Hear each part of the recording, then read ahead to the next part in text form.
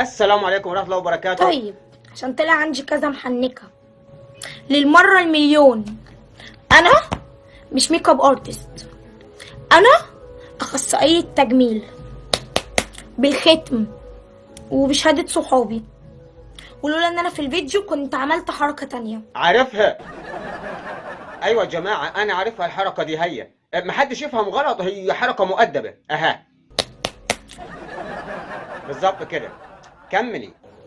هتمشي على الرولز اللي انا هقولك عليه، وهتحطي الوصفه من غير ما تزودي اي مكون من دماغك، هتبقي حبيبتي، واخليكي عامله زي الجرجيريه المنوره كده، رايحه جايه رايحه جايه. ايوه انا عايزك تبقي زي الجرجرايه كده، رايحه جايه رايحه جايه. الجرجرايه رايحه جايه، اصل لا اما تسمعي كلامي وتنفذ الوصفه، لا اما ما اخليكيش جرجرايه، هخليكي بصلايه. كده رايحه جايه رايحه جايه. لا البصلايه مش رايحه جايه بقى، البصلايه راسها تحت ورجلها فوق. حلوة قوي. استغفر الله العظيم، يعني يا جماعه اسمعوا كلامها عشان تبقوا حلوين. كملي حبيبتي، واخليكي عامله زي الجرجيريه المنوره كده، رايحه جايه رايحه جايه. هتحطي رولز من دماغك، هطلع ميتين اهلك. واللي خلفوكي هطلع ميتين اهلك. واللي جابوكي هطلع ميتين اهلك. بصي احنا قلنا من الاول اسمع الكلام يا بنت ابو عمو عشان اخليكي زي الجرجرايه. كده رايحه جايه رايحه جايه. كملي. هتحطي رولز من دماغك، هطلع ميتين اهلك، وهديكي وصفه خليكي فيها شبه مرات ابويا الاولانيه لما دخلنا عليها لقيناها ميته من الخضه. هتيجي تقولي لي اصل الصيدلي قال لي، اصل بتاع البوتيك عدلي، ماشي؟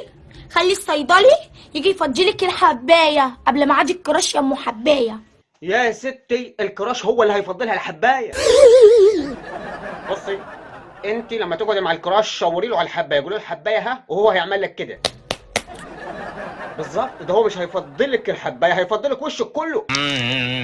وبعدين ما تقلقيش من الكراش، الكراش يا دوبك اول ما يشوفك هيتخض، هيعمل كده. ايه ده؟ ايه ده؟ بس اوعى يهمك، علشان هو يعني هيحبك من كل اعماق فؤاده وقلبه، هيتغاضى عن الحبايه وهيقول لك ايه القمر ده؟ قمر يا خراشي. يا جماعه انا حاسس ان الكراش هو اللي سمع النصيحه وطبق وصفات التجميل. قمر يا ناس. اذا كان الكراش بيجي كده. المهم يا جماعه في موضوع الحبايه ده بالذات، ما تجيش واحده تقول لي انا هروح للصيدلي وهروح لبتاع البوتيك. الصيدلي قال لي اصل بتاع البوتيك عدلي، ميتين امك على ميتين ام الصيدلي وبتاع البوتيك. ما تسمع الكلام يا ام حبايه قبل ما عادي الكراش يا ام حبايه. سيبك من الصيدلي وسيبك، هي اصلا قرفانه من نفسها. دي شغلة ميتين اهلي. انا عايز اقول لكم على حاجه، على راي المثل، أنا على رأي المثل خد التخينة واوعى تخاف، منها مخدة ومنها الحال.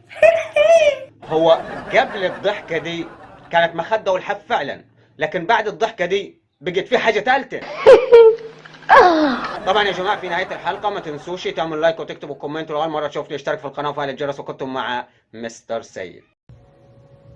طيب عشان طلع عندي كذا محنكة للمرة المليون، أنا مش ميك اب ارتست، أنا أخصائية تجميل بالختم وبشهادة صحابي، ولولا إن أنا في الفيديو كنت عملت حركة تانية.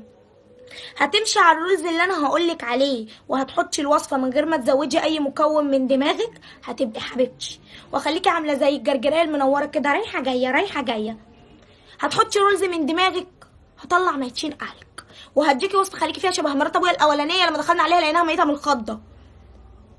هتيجي تقولي لي اصل الصيدلي قال لي، اصل بتاع البوتيك عدلي، ميتين امك على ميتين ام الصيدلي وبتاع البوتيك، ماشي؟ خلي الصيدلي يجي يفضلك الحبايه قبل ما عادي الكراش يا ام حبايه. دي شغله ميتين اهلي.